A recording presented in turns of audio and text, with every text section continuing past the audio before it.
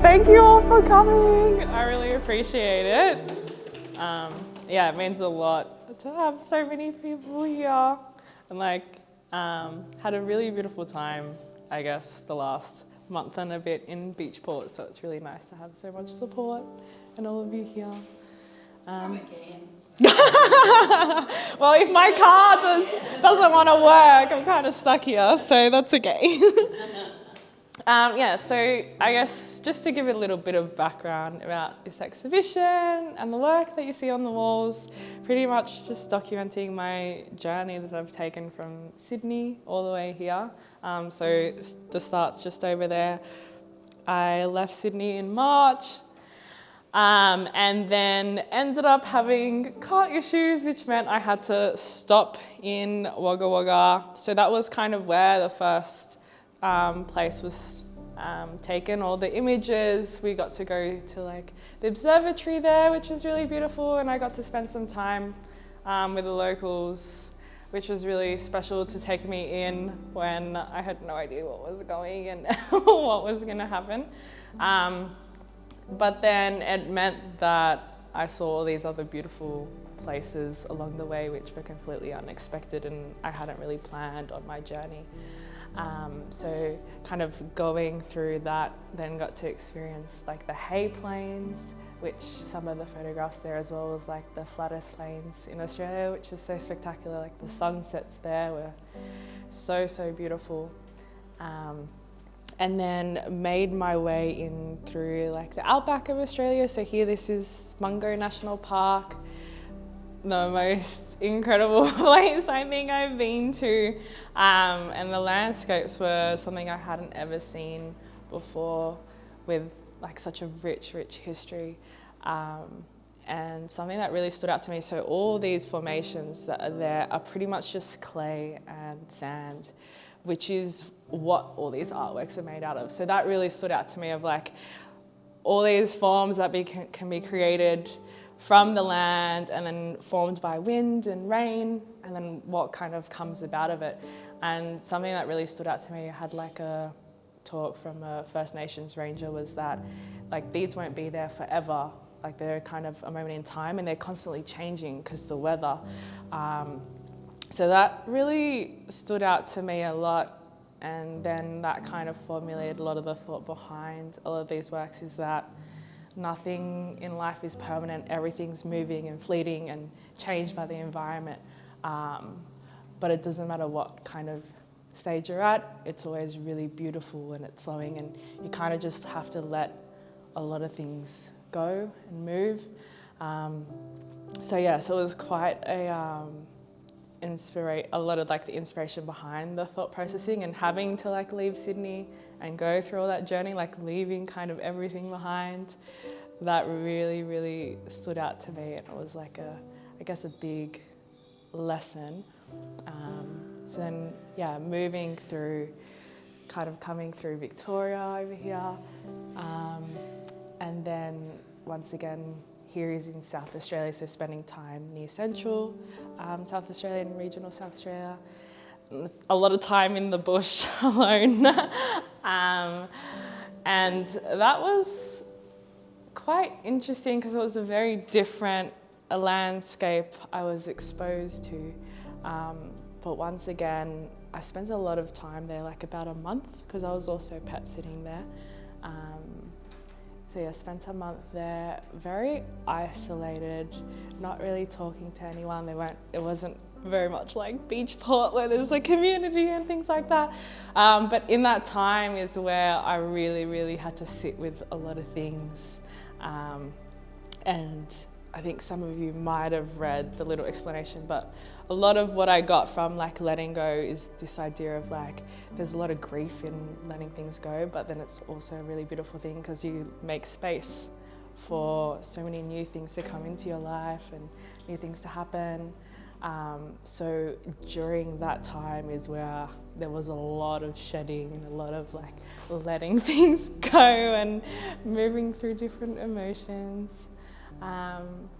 But surrounded by all this nature and like the lushness of the bush was just so incredible.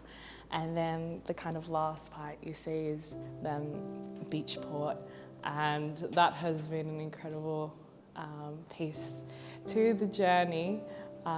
Spending quite a bit of time here, and I guess after having all this time shedding and releasing all these sorts of things, I was never really meant to land in Beachport.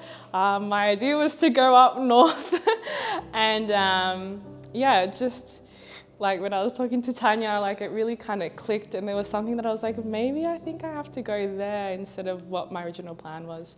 And when I came here, I came with the idea that I really wanted to be present and remove a lot of the distractions I had to really like feel through everything and then to be able to create, because I felt like a lot of the time I was can be quite distracted, you know, being on my phone or I don't know, like eating foods that aren't helpful for me or drinking a lot or all sorts of different things that you kind of do to distract yourself or not really be present within yourself and what's happening.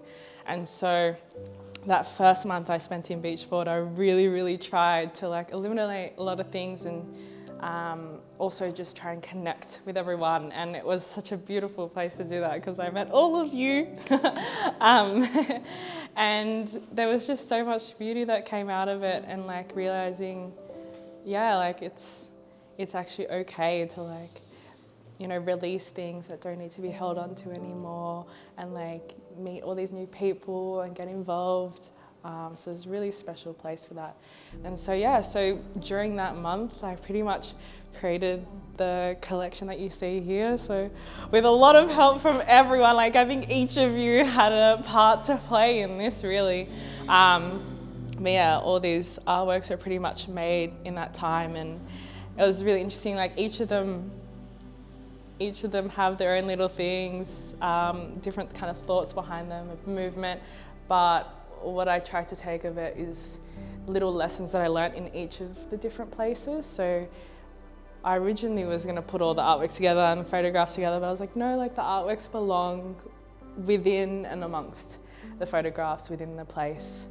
So then all of them kind of emerged, and a lot of the artworks, when I started, I had no plan for it. It kind of just, so the way it works is, I'll just use this one here for an example, mixing just clay and sand, and this one has straw.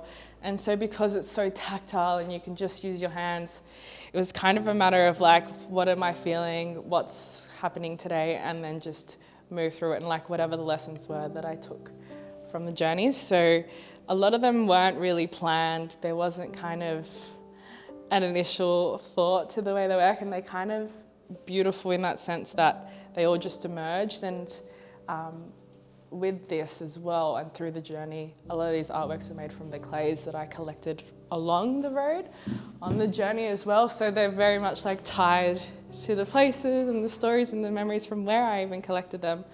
And getting so close to the clay means they all had their own texture, they all had a different way to work, they all had a different drying time, and so working with them so closely meant I had to really pay attention to what like the material was telling me, which is something that I haven't ever experienced before with a lot of art. You know, you just grab a paintbrush and do your thing or whatever it might be. Whereas this was like, I really like at the mercy of the clay and the earth and whatever it's telling me and however it tells me it wants to move. You know, sometimes it was quite an interesting process, because if I'd force it, it wouldn't work with me. And so it was once again that like repetition of like, you just have to let it be. Like you can't force things to happen. You can't force it to move in if it doesn't want to move that way.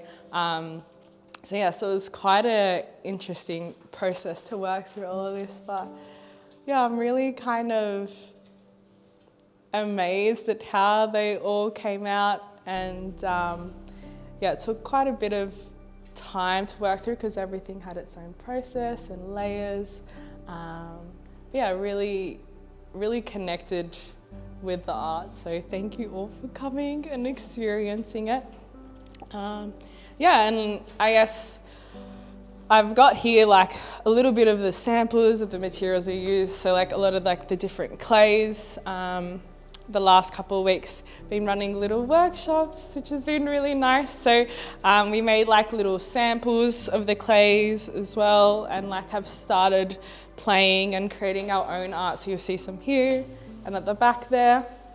And once again, working without there being a certain plan, which is so nice to like share with other people.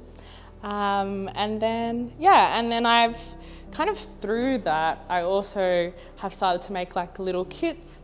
So if anyone is interested, I pretty much like have all the materials that I use to create the artworks, from like the palette knives and the stones that I use. So I use like a lot of like crystals because they have like quite a hardness to them. So like for example, that one there, that kind of looks like a moon.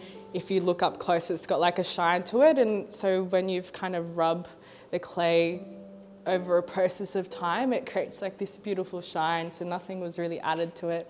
So all these kind of materials that I use are in the kits, as well as, all the photos and prints are available too. I hope you can all kind of take something away from this and just like, I guess the big kind of message was like slowing down and allowing things to happen. And his life is full of surprises and setbacks and all sorts of things. But I guess that's kind of what makes life beautiful. So, yeah. You didn't have to use any Lake George mud? Sorry? You didn't have to use any Lake George mud? No, I didn't. I haven't tested the mud there, but so with a lot of the clay I got, the big thing was like asking permission before taking it. So a lot of them that I've gotten were from people's properties, or I got some like from the quarries as well in Adelaide. They like let me come in and take some clays, or marketplace. So I haven't really gone to any national parks and like dug it up because yes. But yeah, if anyone has any questions, thank you so much for listening. Yeah. I have a question. During the workshops, you and Carolyn seem to know about this crystal burnishing. What's that all about? Yeah. So I normally use, I've got some here. So I normally found these rocks when I was traveling, actually. They're just very smooth rocks that I start with that get, like, for example, this one, that one, that one, where I'll like just use them to create different shapes and different formations. And then later I'll use, there's some here and there's some more in the kit, but these are just quartz crystals. And the way it works with the clay, for example, like that one there, and even this one here that's like a little bit shiny.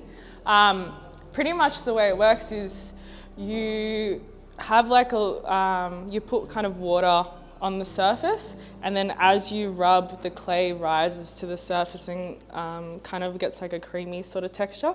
And then because of the hardness of the stone, you're rubbing it into, and it just fills all the little pores between the sand.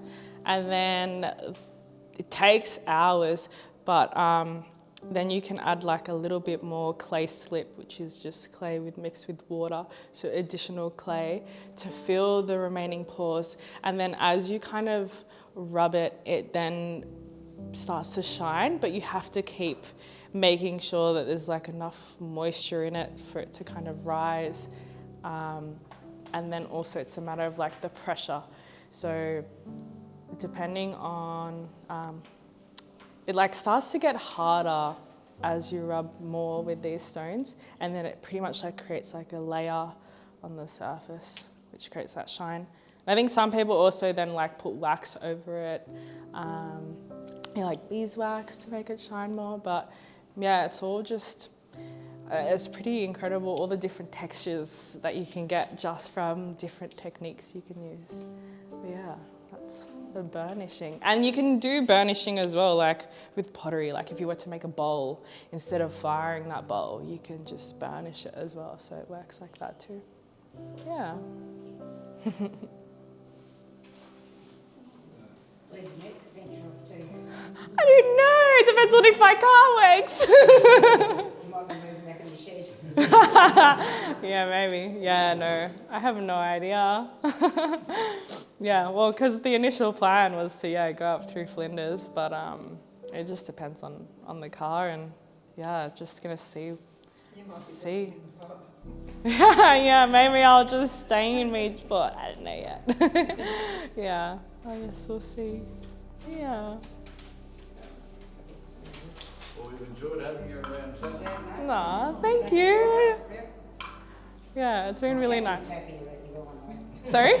My cat is happy that you got one. That's right. Laura tried to look after my cat for the whole month. The cat wouldn't go near it. It was so scared. Yeah. But where I am now, the cat will like sleep literally like on top of me. So it's okay. Yeah, it's a real change. But yeah. Yeah. All right. I just Well, want to say, yeah. there were 3 workshops and they were all free. Like, it's amazing. Like, usually people apply for grants and you always get all that time to volunteer. You need car fixing money. Yeah. Nah, it's okay. Well, if you want to buy a print, you can, or anything. But yeah, no, that's all good. Thank you. Well, thanks.